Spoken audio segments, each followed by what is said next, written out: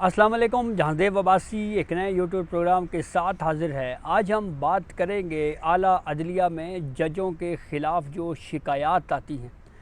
उस मामले पे ख़ुद एहतसाबी का अमल सुप्रीम कोर्ट में क्या चल रहा है। एक नया मेकनिज़म मुतारिफ़ करवाया गया है ख़ुद एहतसाबी के अंदर जो विद इन द जुडिशरी है, और फिर कितने जजेस के ख़िलाफ़ कौन कौन सी कंप्लेंट्स हैं। सैकड़ों फ़ाइलें तैयार हुई हैं, कोई 137 के करीब जजों के ख़िलाफ़ शिकायत का मामला क्या है और ये कंप्लेंट्स जो हैं उसको किस तरतीब के साथ चलाया जा रहा है, और 2021 से लेकर 2025 तक अब तक किस किस दौर में क्या क्या फ़ैसले हुए, ये वो सारी तफसील है जो आपको बताएंगे। और तफसीलात में जाने से पहले एक आपसे रिक्वेस्ट ज़रूर होगी कि चैनल सब्सक्राइब करें ताकि नई आने वाली वीडियो या अपडेट आपको बर वक्त मिल सके। ये एक डिस्कशन हमारी जुडिशरी में रही है, बिलखसूस वो वक्त जब जुडिशल एक्टिविज़म बड़ा अरूज के ऊपर था, जब सियासतदानों को नाअहल किया जाता था। कभी तौहीन अदालत की कार्रवाइयों में डिस्क्वालिफ़िकेशन हो रही है, कभी 184(3) की दरख्वास्तें आ रही हैं और उस पर जो है वो सुप्रीम कोर्ट धड़ाधड़ सियासतदानों को डिस्क्वालीफाई कर रही है, कभी फ़लाँ को बुलाया जाए, फ़लाँ को तलब किया जाए। उस वक्त से ये डिस्कशन जो है वो बहुत ज़्यादा अरूज के ऊपर रही, पार्लियामेंट के अंदर भी और पार्लियामेंट के बाहर भी, कि जजों के ख़िलाफ़ जो शिकायत आती हैं उन शिकायत को सुनने का कोई मेकनिज़म होना चाहिए, कोई तरीक़ाकार होना चाहिए, और बिलखसूस जो तरीक़ाकार है वो तेज़ होना चाहिए, स्लो नहीं होना चाहिए। यानी ये नहीं होना चाहिए कि किसी जज के ख़िलाफ़ कोई कंप्लेंट आई तो जब वो जज रिटायर हो जाए उसके बाद जो है उस कंप्लेंट को टेकअप किया जाए और उसके बाद उसको प्रोसीड किया जाए और कहा जाए कि चूँकि अब वो जज साहब रिटायर हो गए हैं तो इसलिए ये कंप्लेंट ही गैर मौसर हो चुकी है तो इसलिए हम इसको ख़त्म करते हैं। तो ये डिबेट बड़ी चलती रही। उमर अता बंदयाल साहब के दौर की अगर हम बात करें तो उस पूरे दौर में सुप्रीम जुडिशल कौंसिल को कोई बहुत ज़्यादा मुतहर्रिक नहीं रखा गया। इससे पहले साबिक़ चीफ़ जस्टिस गुलजार अहमद की बात करें, दीगर चीफ़ जस्टिस गुज़रे, सुप्रीम जुडिशल कौंसिल का जो ख़ुद एहतसाबी का जजेस का फोरम है, सुप्रीम जुडिशल कौंसिल जो आर्टिकल 209 के तहत जो प्रोसीड करता है वो कि मुतहर्रिक ज़्यादा नहीं रहा। दो तरह की कंप्लेंट्स होती हैं आर्टिकल 209 के तहत जो एक जज को हटाने के लिए सुप्रीम जुडिशल कौंसिल में भेजी जाती हैं। इसमें पहला तरीका ये होता है कि प्रेसिडेंशियल रेफरेंस आता है जज के ख़िलाफ़। साबिक़ चीफ़ जस्टिस काजी फ़ाइज़ ईसा साहब के ख़िलाफ़ आया, इफ्तिखार मोहम्मद चौधरी साहब के ख़िलाफ़ आया। फिर कुछ प्राइवेट कंप्लेंट्स आती हैं जो बार एसोसिएशंस फ़ाइल करती रहीं, जैसे मुज़ाहिर नकवी के ख़िलाफ़ Pakistan bar council, supreme court bar association, दीगर प्राइवेट वकला की तरफ से पिटीशन दायर होती रहीं कंप्लेंट्स, और उन पर फिर बंद कमरा इजलास में सुप्रीम जुडिशल कौंसिल जो है वो इस मामले को प्रोसीड करती रही है, उसके ऊपर कार्रवाई को आगे बढ़ाती रही है। ये बात भी अहम है कि हाल ही में सुप्रीम कोर्ट बार एसोसिएशन और सुप्रीम कोर्ट के सीनियर वकील हाफिज़ एहसान खोखर साहब ने जो तजावीज़ सुप्रीम कोर्ट को भेजी हैं सुप्रीम कोर्ट रूल 2025 के हवाले से कि उनमें तरमीम की जाए, उसमें इस बात का भी इजहार किया गया है कि जो जजेस के ख़िलाफ़ कंप्लेंट्स आती हैं अगर वो एडमिट हो जाएं तो फिर उसके बाद सुप्रीम जुडिशल कौंसिल की प्रोसीडिंग को पब्लिक कर दिया जाए, ओपन कर दिया जाए, ताकि आम आदमी को भी इस बात का इल्म हो सके कि जो प्रोसीडिंग जजों के ख़िलाफ़ होती है उसमें क्या तरीक़ाकार अपनाया जाता है, क्या मेकनिज़म अपनाया जाता है, ताकि शफाफियत रहे। ये भी अहम है कि chief justice of Pakistan Yahya Afridi साहब ने इस मामले को, इस नुक्ता नज़र को सुप्रीम जुडिशल कौंसिल के एक इजलास में रखा। बिलखसूस ये नुक्ता था कि वो जजेस जिनके ख़िलाफ़ कंप्लेंट आके ख़त्म हो जाती हैं एटलीस्ट उनके नाम पब्लिक होने चाहिए, क्योंकि अगर कंप्लेंट फ़ाइल होने पे जजेस के नाम रिपोर्ट होते हैं, बैड नेम उनके लिए होता है, एक तरह से बदनामी का बाइस बनता है। तो जब वो ख़त्म हो जाती है कंप्लेंट तो उस पर भी मीडिया रिपोर्ट करे तो उससे कम से कम ये होगा कि वो जो एक तनकीद की जाती रही है कम से कम उसका अजाला हो जाएगा और वो सूरत हाल जो है वो तय होगी। तो उसके ऊपर एक तरीक़ाकार तो ये वज़ह किया गया है कि जिस जज के ख़िलाफ़ या जिस शख्स के ख़िलाफ़ कोई कंप्लेंट, जैसे चीफ़ इलेक्शन कमिश्नर हैं, ऑडिटर जनरल हैं, इनके ख़िलाफ़ अगर कोई कंप्लेंट आर्टिकल 209 के तहत आती है तो वो जब वो कंप्लेंट डिसाइड हो जाती है तो उस जिसके ख़िलाफ़ कंप्लेंट है उसको खुद ये हक दिया गया है, उसको अब ये फ़ैसला करने की पावर दे दी गई है कि वो खुद फ़ैसला करे कि क्या उसके नाम को पब्लिक किया जाना चाहिए या नहीं किया जाना चाहिए। तो इसके लिए मेकनिज़म ये तैयार किया गया है कि सुप्रीम कोर्ट का ऑफिस बाकायदा पूछता है कि जनाब आपके ख़िलाफ़ ये कंप्लेंट आई थी, इसमें ये मटेरियल ऐसा था जिसकी बुनियाद के ऊपर हम इस नतीजे पर पहुँचे हैं कि ये कंप्लेंट सस्टेन नहीं कर सकती, ये ख़त्म कर रही हैं, हम डिस्पोज ऑफ कर रहे हैं, तो क्या आपका नाम पब्लिक कर दिया जाए कि ये आपके ख़िलाफ़ कंप्लेंट आई थी। तो अगर उस जज की तरफ से अगर परमिशन दे दी जाए कि हाँ जी आप मेरा नाम पब्लिक कर दें और बता दें कि मेरे ख़िलाफ़ ये कंप्लेंट आई थी, ये ख़त्म हो चुकी है, तो फिर प्रेस रिलीज़ के ज़रिए वो नाम लिख दिया जाता है, बता दिया जाता है कि जनाब ये फ़लाँ शख्स के ख़िलाफ़ जो कंप्लेंट थी इसको फ़लाँ जज के ख़िलाफ़ जो है वो या फ़लाँ कंप्लेंट आई थी, इसको ख़त्म कर दिया गया है क्योंकि उसमें कोई मटेरियल नहीं था। यही कुछ हमें हाल ही में चीफ़ इलेक्शन कमिश्नर के हवाले से हमने देखने को मिला। चीफ़ इलेक्शन कमिश्नर और मेंबरान के ख़िलाफ़ पाकिस्तान तहरीक इंसाफ और दीगर कंप्लेंट सुप्रीम जुडिशल काउंसिल में आर्टिकल 209 के तहत फ़ाइल की गई। तो जब इस बात का जायज़ा लिया गया कि ऐसा मवाद ही नहीं है, ये महज जो है वो सियासी बातें हैं, कोई मटीरियल इस नौइयत का है ही नहीं कि इन कंप्लेंट्स को आगे बढ़ाया जाए, तो जब वो ख़त्म हुई तो बाकायदा पूछा गया कि जी आपका नाम पब्लिक कर दिया जाए, तो परमिशन दी गई और फिर उसके बाद ये कहा गया कि चीफ़ इलेक्शन कमिश्नर और दीगर के ख़िलाफ़ मेंबरान के ख़िलाफ़ जो कंप्लेंट्स थी उसमें कोई ऐसा मटेरियल नहीं था, तो इसीलिए हम इन कंप्लेंट्स को जो है वो ख़त्म कर रहे हैं और उसका एलामिया जारी कर दिया गया। तो ये इख्तियार उस शख्स उस जज को दिया गया है, चाहे वो चीफ़ इलेक्शन कमिश्नर हैं या जजेस हैं, जो आर्टिकल 209 के तहत जो डेफिनेशन में आते हैं कि उनको हटाने का जो प्रोसेस सुप्रीम जुडिशल काउंसिल ने दिया हुआ है, उस मामले पे फिर वही उनको ही पूछा जाता है और अगर वो परमिशन दें कि हमारे नाम को पब्लिक कर दें तो फिर सुप्रीम जुडिशल काउंसिल जो है वो ऑफिशियली उस नाम को पब्लिक कर देती है। तो अब जो एक जजेस के ख़िलाफ़ जो कंप्लेंट्स हैं वो कितनी हैं, एक पूरे साल में कितनी कंप्लेंट्स आई जिसको डिसाइड किया गया, इस पे बात करते हैं, और दूसरा माजी में क्या होता रहा, इस पे बात करते हैं। फिर उसके बाद इस पे भी बात करेंगे कि ये लगभग 137 कंप्लेंट्स हैं जनाब जो अब फ़ाइलें तैयार हैं और ख़ुद एहतसाबी का जो अमल है वो बहुत तेज़ कर दिया गया है। और एक तरह से अब ये भी कह सकते हैं कि अब ये मामला जो है वो डिस्पोजल रेट हमें बढ़ता हुआ देखने को मिलेगा। वहीं पे सुप्रीम जुडिशल काउंसिल भी हमें खासा मुतहर्रिक होता हुआ नज़र आएगा। फरवरी 2021-22 की बात करें, जब Umar Ata Bandial chief justice of Pakistan थे, तो उनके दौर में कोई सुप्रीम जुडिशल काउंसिल में कोई कंप्लेंट डिसाइड नहीं हुई और इस मामले के ऊपर जो है ये बिल्कुल उमरता बंदयाल साहब का जो पूरा दौर है उसमें सुप्रीम जुडिशल काउंसिल गैर फाल रही।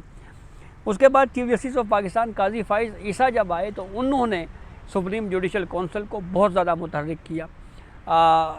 ये स्टेप उनकी तरफ से उठाया गया। मुज़ाहिर नकवी के ख़िलाफ़ कंप्लेंट उसको टेकअप किया। मुज़ाहिर नकवी साहब ने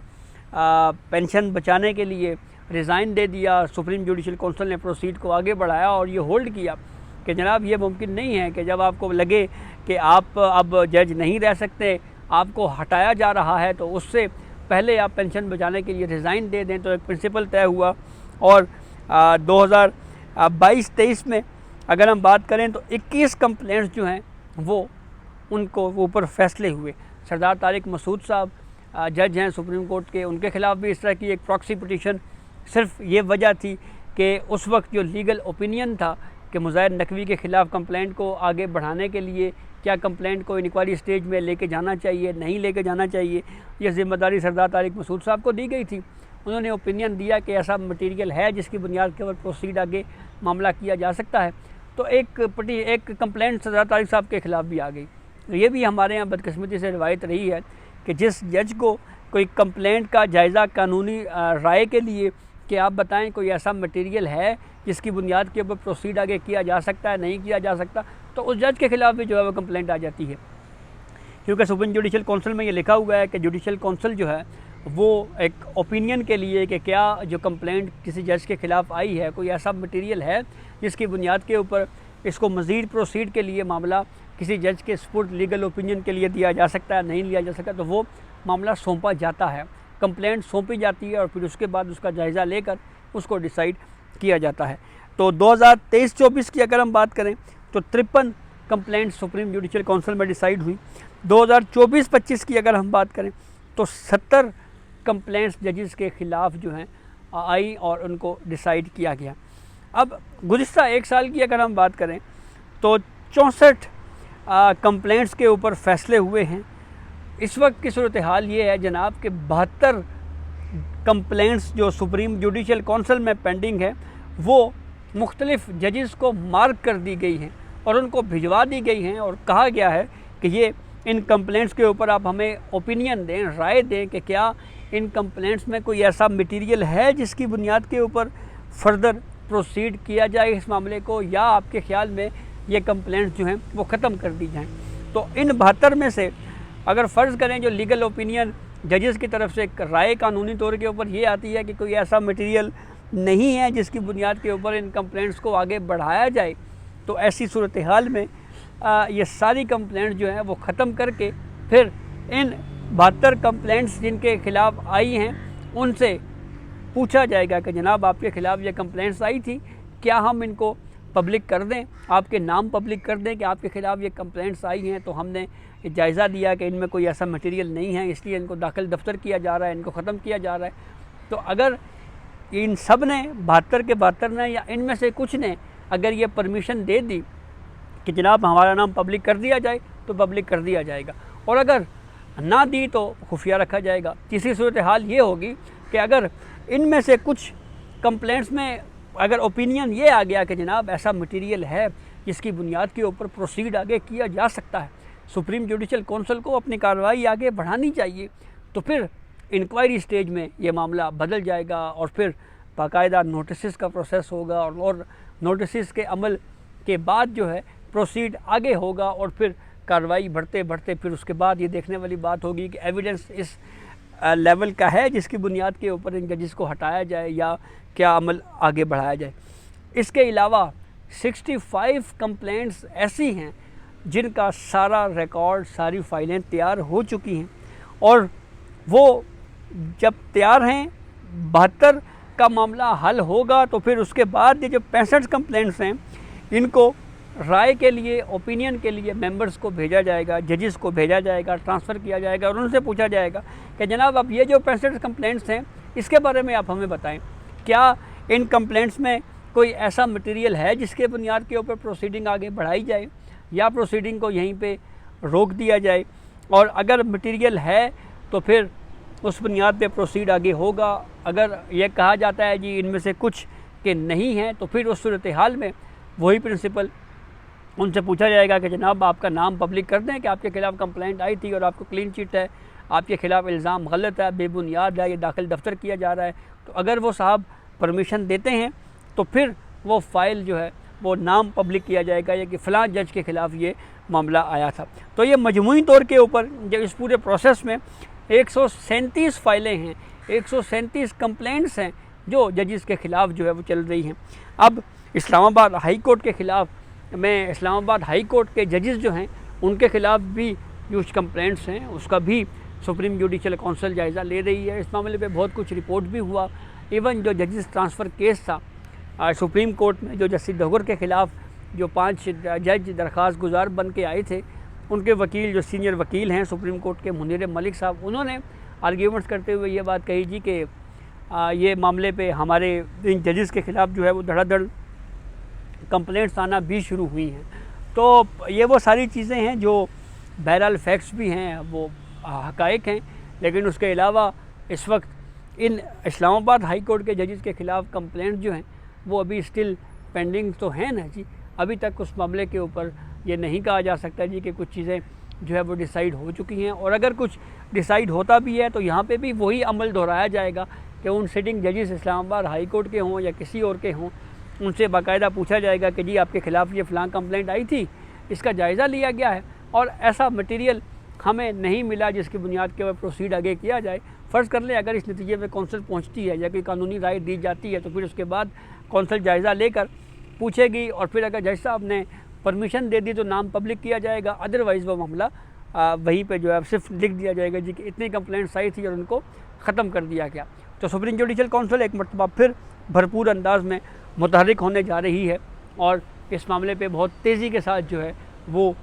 इस कौंसल में भी चीज़ें जो हैं वो चल रही हैं। कोड ऑफ कंडक्ट के हवाले से अगर हम बात करें तो वो मामला अभी तक बदस्तूर पेंडिंग है, काफ़ी तवील वक्त हो गया है। ये ज़िम्मेदारी जस्टिस मुनीब अख्तर साहब को, जो मेंबर हैं सुप्रीम जुडिशल काउंसिल के,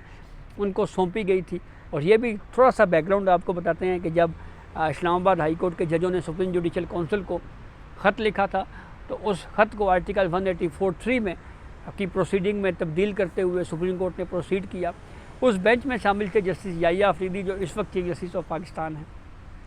उनका मौक़िफ़ ये था कि उन्होंने डेसेंट नोट में ये बात लिखी कि ये एड्रेस किया गया है ख़त में सुप्रीम जुडिशल काउंसिल को, तो ये सुप्रीम जुडिशल काउंसिल ने कोड ऑफ कंडक्ट तैयार करना है कि अगर हाई कोर्ट के जजों को इस तरह की कोई मुदाखलत का मामला अगर उनके सामने आए तो उन्होंने तरीक़ाकार क्या अपनाना है, अपने चीफ जस्टिस को कैसे बताना है, चीफ जस्टिस ऑफ पाकिस्तान को कैसे बताना है, तो वो सारी चीज़ें उनके कोड ऑफ कंडक्ट में लिख दी जाएँ। तो हमें सो मोटो इस मामले पर नहीं लेना चाहिए। हाई कोर्ट्स आज़ाद हैं, ताहम ये सुप्रीम जुडिशल काउंसिल को मामला भेजा गया तो सुप्रीम जुडिशल काउंसिल को इसको एड्रेस करना चाहिए। जब Yahya Afridi chief justice of Pakistan बने तो सुप्रीम जुडिशल काउंसिल में कोड ऑफ कंडक्ट को तय करने के लिए ये ज़िम्मेदारी जस्टिस मुनीब अख्तर साहब को सौंपी गई। उन्होंने कुछ कवायद कोड ऑफ कंडक्ट में इंट्रोड्यूस करवाए, मुशावरत हुई, लेकिन अभी तक वो मामला फाइनलाइज नहीं हो सका। तो ये उम्मीद बहरहाल की जा सकती है कि ये मामला भी बहुत जल्द मुकम्मल कर लिया जाएगा और फिर उसके बाद एक कोड ऑफ कंडक्ट हमारे सामने होगा। लोअर जुडिशरी की हद तक जो उन्होंने अपनी हाई कोर्ट्स को बताना है वो सारा प्रोसेस जो है वो तैयार हो चुका है, वो चीज़ें सारी फाइनलाइज हो चुकी हैं। अब सुपीरियर कोर्ट्स, हाई कोर्ट्स की हद तक अगर हम देखें तो वो मामला अब देखने वाली बात होगी कि वो कब तक ये मामला डिसाइड होता है। तो सुप्रीम जुडिशल काउंसिल के मुतहर्रिक होने के बाद अब मुमकिन तौर के ऊपर बहुत जल्द सुप्रीम जुडिशल काउंसिल का कोई इजलास भी बुलाया जा सकता है जिसमें मज़ीद चीज़ें भी तय होंगी। तो ये अब तक की अपडेट थी जिससे हमने आपको आगाह किया। अपने फ़ीडबैक से ज़रूर आगाह कीजिएगा। इजाज़त दीजिए, अल्लाह हाफ़िज़।